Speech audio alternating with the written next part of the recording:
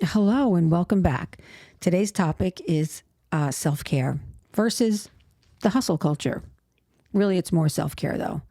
We're going to talk about how important it is to practice self-care and what it means, what the hustle culture means, and how I kind of feel like that's not really something people are leaning into anymore. It's not, and the term's been around for a little while, and basically the idea is that the more you work, the more valuable you are. And I certainly have fallen into this trap, and it can take quite a toll on your physical and mental health. But really, and we've been talking about this before, both of us, this was a trauma response. Yes. The way we were brought up, whether it was the way our household operated or religion, in my case, was made to feel that I have to be busy all the time and that I'm not enough, I'm not doing enough, and that I have to prove myself over and over again every day. And this translates into really what they call being a workaholic as well, where you feel like you can't stop because if you stop, somebody's going to get ahead of you, you're not going to get that promotion, or you're not going to be seen as a valuable employee. Right? Yeah. Yeah. I mean, look, in the early 90s, well, I forget. I was in my early 30s, really. I don't know what year that was, honestly. But in my early 30s, I remember I had a big life change. I had broken up with a guy and I, had to leave faster than I was prepared to go. And so I ended up living with one of my sisters for like a year. And I worked 7 days a week. I had 2 or 3 jobs. Yeah, I had 2 jobs. And I was working 7 days a week, all weekend, I didn't have one day off. And I did that for a full year so I can, get myself my own apartment and get myself on my feet. So thankfully they did that for me. They helped me. But I remember being like, I was so focused and I had so much anxiety, but the more I worked, the better I felt because I didn't want to think about the pain. But I was like mentally, I was like, I have to do this. I have to do this. I have to get myself on my feet. You're a loser. What did you do? Wow. How did you? Oh yeah. I was like, what kind of life choices are you making for yourself? I mean, you put yourself in this position and now you're here. And so we're going to I had to dig my way out of it. That's a powerful negative voice you had there. It was really, really bad. And I remember thinking, you're going to do, then it started turning into like, I have to, like, I had no other choice but to do this. Right. I couldn't, there was no way I was going to sit on my sister's couch forever. But yeah, I was very dedicated and focused, but I did have a very negative voice about it. And then once I moved, I got my own place within the year and I switched jobs. So I got a promotion and I quit the other second job. And I started really taking care of myself. And I just did that almost naturally. Like I started doing what feels right for me. So I exercised, I kind of crawled inside of my own little cocoon and worked and took care of myself. And I was better for it. And it was from that job that I got another job, which was better working for, corporate place. And life just started improving. And I wasn't thinking in terms of self-care. I was just doing what I felt like I needed to do at the time. So swimming every morning, going to work, coming home, going for a bike ride, eating good foods, taking care of myself, meditation, prayer, whatever. I mean, journaling, I journaled a lot. And these are all just things that came to me that I just felt like I needed to do. But now I realize the benefit of it all these years later. And when you look back and you say, okay, when I thought this way and I did certain things, I made these choices. And then, you go through something like that and you come out of it and you realize what benefited you, you reflect on it. Yeah. It changed me like enormously. And that's something I've always fallen back on for myself. That's how I got to where I am today. Yeah. You have to be able to reflect on what helped. And I remember when I was in my mid-30s myself also too, I was compulsively working nonstop. I picked up a couple of side jobs. I had a main job and I just felt that I had to work continue. Nobody ever outlined that expectation. That was all I was internally, making myself go. And conjunction with some other issues that were going on at the time, suspected health issues, I essentially had what some people would refer to as a nervous breakdown.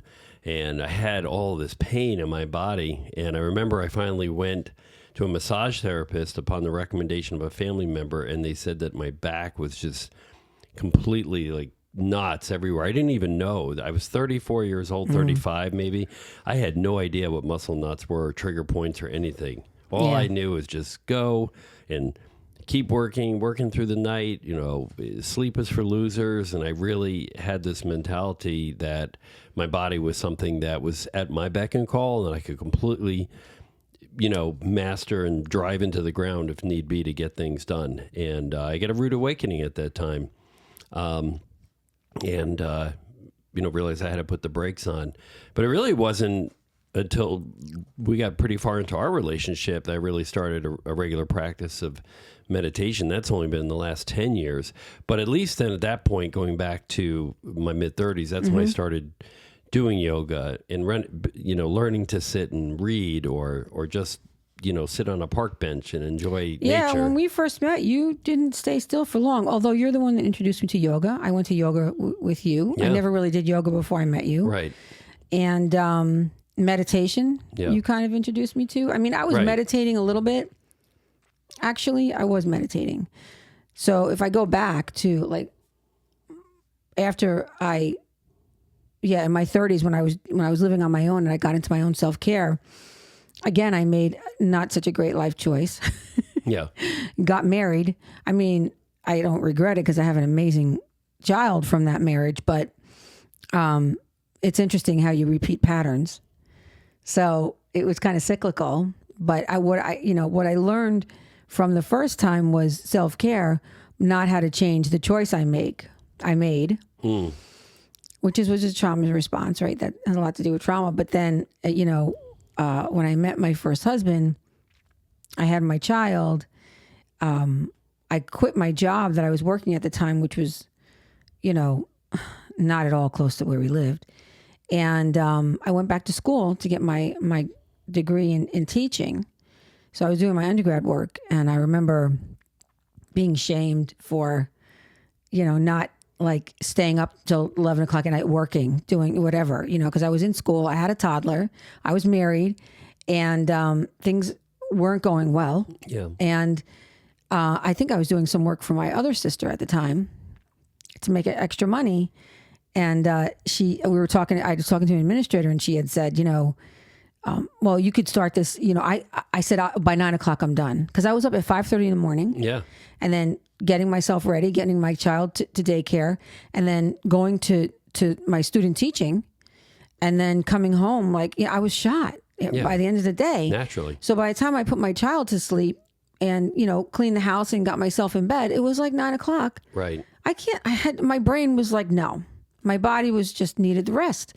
So I remember she saying, well, I often start things at 10 o'clock at night. And I was like, well, good for you. I was probably 10 years older than her at the time. So maybe that mattered. But I was like, I'm not going to do that. My body's like, I just couldn't do it. Good for you to realize you needed to set a boundary at that time too. Yeah. I know in my case, the go mentality wasn't just because of thinking I wasn't enough, but it was also a way to avoid dealing with some real emotional pain that I never really allowed myself to feel. And it wasn't until I was in my mid-30s and then was introduced to a therapist that I made a substantial amount of improvement that I kind of turned that around. But a lot of people use staying busy as an escape avoidance measure too, as much as you might turn to drugs or alcohol or perhaps exercising. That's what I did, excessively, right? To the point where you hurt yourself or punish yourself, right? Because you can overwork yourself to the point of physical and mental exhaustion, right? But that will be something else to focus on rather than some unresolved emotional pain that you might have had from prior relationship, from childhood trauma, whatever it is. Staying busy kind of. Yeah. I mean, you have family members, it's clear they keep busy because there's things that are very painful for them. They can't sit down, Right. I mean, I was seeking the exhaustion not so much the pain, but the exhaustion. Like I wasn't seeking to hurt myself, but I mean, I would get up at, I continued after, I would get up at like 5:30 in the morning to go swim, go to work. Actually, I went to swam, went to church, went to work, came home, rode a bike. I mean, it was just so that I could sleep, because I didn't have any other strategies that I could fall back on. Like I was in therapy. Actually, I was in therapy at the time, but I didn't have any other strategies. So that's what I knew how to do. And that's what worked for me. But after I left my first husband, that's when the real, that's when everything kind of came to a head.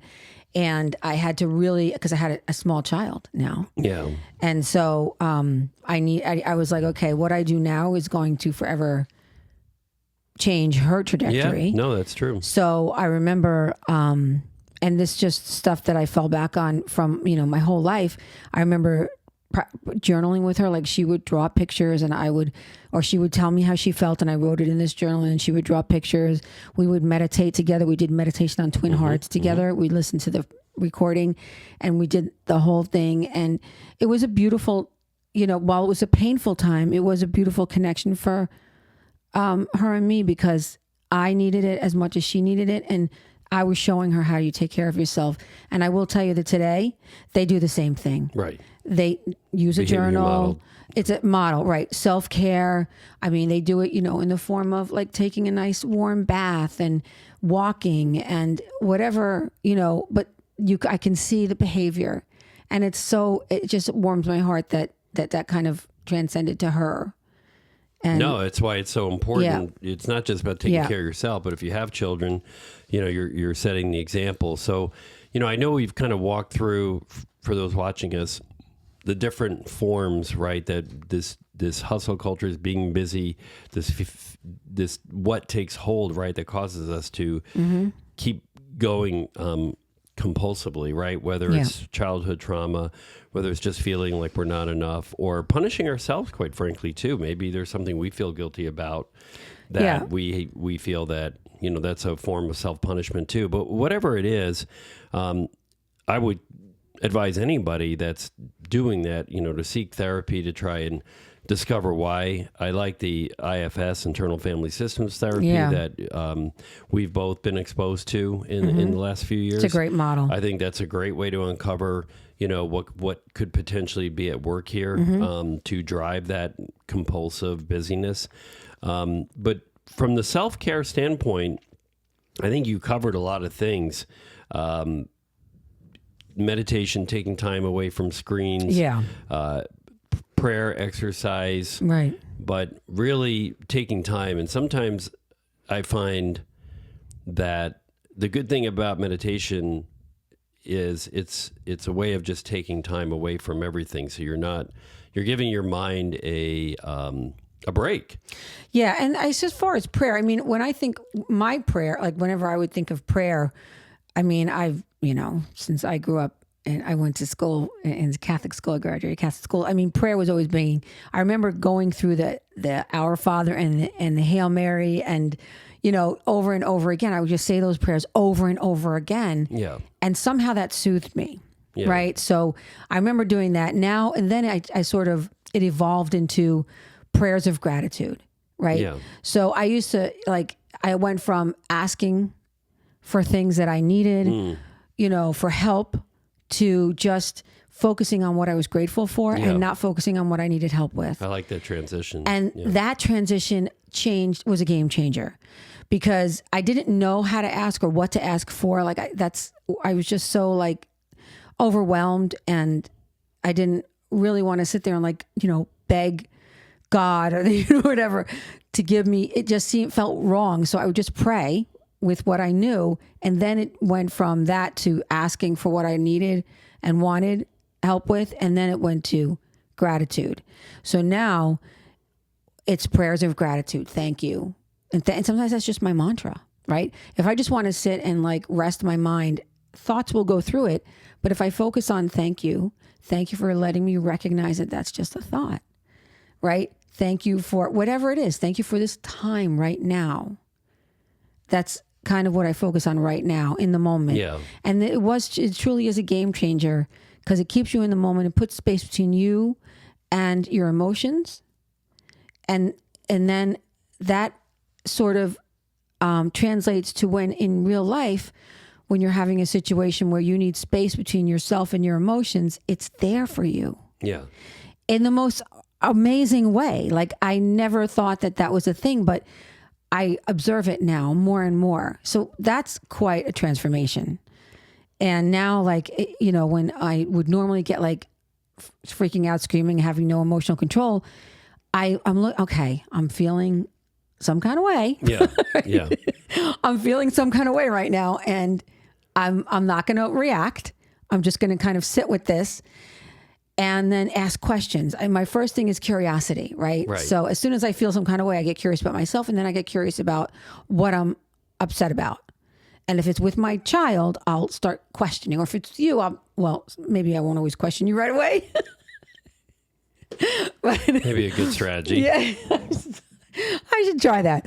But yeah, with people that I work with or my own child or family, now there's more space. So that's a huge thing. And I think that's something that, it impacts your emotional stability, cognitive performance, and overall well-being. I mean, your brain works better, you're sharper. And you're thinking, I never used to be able to think on my feet. Now I can tend to think more in the moment on my feet than anything. I think the other thing too, that's important is that we are like a battery right in the phone, right? When the battery runs out on the phone, the phone stops working. Right. So we do have to recharge our battery. We do not have an unlimited source of power within our minds or our bodies. That's why resting the body, resting the mind, right, are important things. And keeping the fuel in the tank. I equated it to a car, right? If you don't fill up your tank and keep your tank in your car working at 100%, your car's going to break down. Right. Right. You can't work it on an eighth of a tank, and then you're on fumes, and then what happens? You die. Right? Yeah. It just there's two things about that. And one is taking the pause, right? Yeah. Pausing physically, pausing mentally, but then also when you are consuming something, or what are you consuming, right? Right. What is the social media you're watching? What are you reading? Yeah. What are you listening to? Right, all those things. And I'm not saying, I don't think either of us are going to say, hey, you can't enjoy anything, right? Everything has to only be things that make you better. No, we're not saying that. But if you consistently indulge in things that don't do anything toward making yourself better, right? Like educating yourself, improving your life.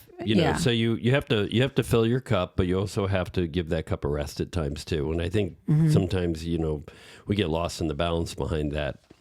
Well, yeah, I mean, we talked about this last week with a meditation retreat. Yeah. I never had done that before. So a silent meditation retreat, I couldn't talk all day. And I remember I was talking to the woman that I coached. Well, if you'd have told my mother, she's no longer alive, that I could not talk for 8 hours straight. She wouldn't believe it. She would have been shocked. Yeah. But, I don't really like to talk a whole lot. I'm not a really talkative. I mean, I will, but not like inherent. Like I'm not like a real talkative person. Anybody knows me. Well, we'll vouch for that. Mm. But, okay. Yeah, no, I'm not. I don't really feel like I talk all that much. I mean, I prefer silence, honestly, because sometimes it's overwhelms me. Like I have to constantly be on and thinking. Okay. And I need to rest. Like I feel like my brain doesn't work that well. All right. But yeah, no, so my point is that the meditation retreat was a really nice surprise because it just felt so good with no demands. No demands. Imagine a whole day of not having to talk to anybody, not looking at a screen, not having any demands, just you in a quiet space where you can just rest and relax. Oh my gosh, it was like revolutionary. It felt so amazing. I was like, what a gift to give to yourself. I do enjoy that. What a gift. I do enjoy that. Yeah, I really felt good. Like, yeah, I don't like to have to be on all the time. And so I'm looking ahead to doing that more and more. But not only are we recognizing the need to improve our self-care for each other, but I think you've been instrumental in, I know you coach other people. Yeah, and, this mom I'm coaching right now, it's so sweet. So we've been talking about self-care. Mom is really struggling because she's a single mom and she has... and you've been there. A little girl with autism. And, it's very stressful. And I've known her for quite a while. And, she's really struggling with that. And I'm like, you have to carve the time out, and it's important. I said, let's think about, we were thinking about ways that she could do other things so that she's not so sort of dependent on what she does right now for money. And so I remember talking about self-care and she's like, but how do I spend, if I take time away from my child, I know she needs more time. Like I can tell, like she's always looking, for my attention. And today I discovered that she did a spa day with her daughter. And I was like, that's beautiful. That's perfect. Not only are you demonstrating and modeling for her how you take care of yourself, you gave her quality time and you just covered so many bases. And I'm so happy. It warms my heart to see that. So I was really excited to see her think of that as an option, something like, yeah. And I think, for me, it's all about just slowing down. I mean, I was told my whole life, slow down, slow down, slow down, slow down, slow down.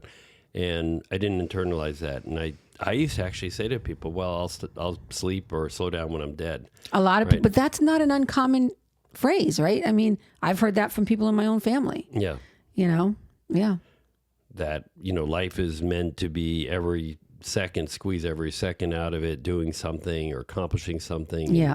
And then you do die at some point and you're going to look back and not remember the times you get to enjoy the beauty of something or just the silence, right? And right. But again, it's not healthy, right? It's regardless of any advice we're giving. I mean, we're really talking about our own personal transformation because we were both people that were very much on the go. Me to the point of physical and mental exhaustion. Right. I ended up in the hospital at one point because I couldn't slow down. So, I mean... Well, how many surgeries have I had? Right? Knee surgery, rotator cuff. Me too. Hip injections. Oh, you're saying, that's probably... Yeah, from just exercise, like just going, over the top. No, I get that. I mean, so it isn't just a nice idea, right, that we should slow down, take care of ourselves. It's also, I mean, at the worst end of the spectrum, you can end up severely injuring yourself or ending up or burning through all your relationships or ending up in an early grave, right? And obviously, if you don't care about those things, I guess it doesn't matter. But if you do, right, if you want to live a long and healthy life, like Peter Attia always talks about health span. It's not about lifespan, right? It's health span. You don't want to be 75 years old and you can't get off the couch like my mother was. You want to, I'm going to live to 75, 80, 85. I want to be able to enjoy it and be able to go outside and do things. And right. And exercise, movement is good just as long as it's not at the expense of your body. Right. I mean, right. Now I've learned. We all have limits. Yep. Right. And I've learned really well how to take care of my body and move and really get in really good shape without hurting myself. I think this is the longest stretch I've ever had of working out consistently without injuring anything. Yeah, I was going to say, so you are fairly active. I mean, you work out regularly every day for at least, an hour and a half a day? 5 days a week. It's an hour a day of weightlifting. And then I do 1 day of a HIIT cardio, which is included in that 5 days. Actually, it's 4 days of weight and then 1 day of HIIT. And then on the weekends, I'll walk and get my cardio in through walking. I used to run. I love running, but my body doesn't like it. Yeah. And I will injure myself. So I've learned to walk. Yeah. Or hike up steep hills. And I get my cardio. So, yeah. Yep. And we did 3 miles walking up and down hills today. So oh my gosh, up those huge hills. Which, actually, that is an attestment to our fitness level because it didn't feel that hard. No, it really didn't. So we really have come a long way because that hill was a bitch to get up. I mean, it's like a San Francisco, Yonkers Hill, just straight up, and there was quite a few of them. So in 3 miles. So I think just to wrap this up, if I want to have anybody walk away with anything, I'm going to say, think about if you're the kind of person who's always on the go, always having to do something, think about why. Why am I always moving? Why am I always moving? Yeah. am I able to stop and slow down? And if you're not, this is a good time to see a therapist. Right. What's going to happen if I stop and slow down? What if I just take 5 minutes for myself? I mean, you know, I introduced the idea of a 5 minute. You start small. You want to start small. Yeah. With self-care, take 5 minutes in the morning. Right. To just quiet your mind and listen to a recorded, a meditation that's a recorded meditation, a guided meditation. And I had her try that. And she's like, I couldn't do it. My mind was going. I'm like, well, it's not going to be easy. It's going to be really uncomfortable because your body's like, what are you doing? Why are you stopping? Like, why? Yeah. Where's the cortisol? I need it now, right? Right. Well, if you're used to the feedback, right, that gives you, right, adrenaline. I mean, I would say that for a long time I was an adrenaline junkie, right? I just enjoyed this idea. I'm just going 90 miles an hour, right? But the thing is, you're like a freight train, you're running people over, and it's not really conducive to forming good relationships at work or outside of work too either. So there's a lot of things, but I would say anybody feels that they're like that, try and explore what it is. Were you criticized as a child for sitting on the couch while your mother was in the kitchen, or, if your parents were very religious like mine and you weren't studying enough, and if you're going to sit there instead of watching TV, you should be studying the Bible. And I'm not saying there's anything wrong with reading the Bible, but if you're made to feel that you can't have a minute to yourself, that you have to do that, then that's kind of over the line, right? So you have to look at why is this happening. Try and figure that out if you can. Yeah, and that is good. I'm not sure if that's going to happen right away. I think the practice comes first. I think first you need to schedule in your self-care time. So if you start to actually start like in the morning, and if you can't meditate, walk and just think of 5 things you're grateful for in the morning, and then 5 things you're grateful for at night. So if you can practice gratitude twice a day, and or walk and don't think about what you have to do when you're done walking. Think about how grateful you are for this time to walk. Yeah. And I think once you do those things first, and then you kind of have a self-care routine where it's non-negotiable, right? So you get up, you take a shower, brush your teeth, get dressed, make your bed, gratitude, or put it in there, right? So that should be part of like a routine that you do, like brushing teeth and stuff. And I think over time, once you're able to stop and write down what you're grateful for, then maybe another step might be to look at, eventually what happens when you slow down.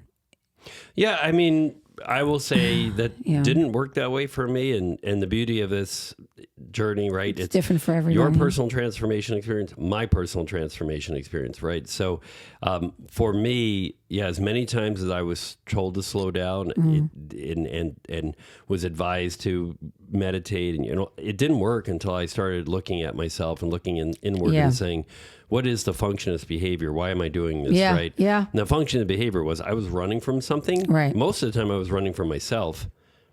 Yeah. I was literally running. So for me, I needed to unwind that first. But like you say, everybody's different, right? And maybe for some people, you don't need to know why. You can just figure it out. Hey, I'm going to start slowing down because it feels better, right? Whatever it is. Well, yeah. And then I knew when I was running in my 20s, 10 miles a week or 10 miles, 30 miles a week, 10 miles each time I would go running 3 or 4 times a week. I knew what I was running from. Yeah. I knew it. That's good. Not everybody knows. But I didn't want to face it. Like I knew, I was like, I just have to, I don't want to feel this. I don't want to, this never happened. Right. In my head, this never happened to me. I'm just going to keep running away. And if I run away from it, maybe it'll go away. Some people just keep running. I mean, but like I said, and if you've watched this and it's benefited you in some way, that's great. Share with us, ask us questions. We're happy to help, share about what's helped, the type of therapies. We can elaborate on that. And, like I said, we're here to share the journey, the experience that we've had in personal transformation, and encourage you to, make that experience your own. But if you have any questions, want to learn more, please message us. Yeah. And I will leave you with one thing, first, thank you so much for watching. But the thing that is really important to remember is baby steps. And if you can't make that first step, that just means that step is too big. You have to make it smaller. Yeah, I think it was you who told me about the famous quote from Dr. Martin Luther King Jr. Take that first step in faith. Yeah, try not to see the whole Try staircase. not to see the whole staircase. Yeah. If this first step, if you can't do the first step, it's just too big. Yeah. It's just too big. And Make it smaller. It overwhelms you. And then. Yep. So if it's not 5 minutes, it's 1 minute. 1 minute. Good 60 advice. seconds. You can do it. Start small. Start small. Okay. Thank you All for right. watching. Have a good day.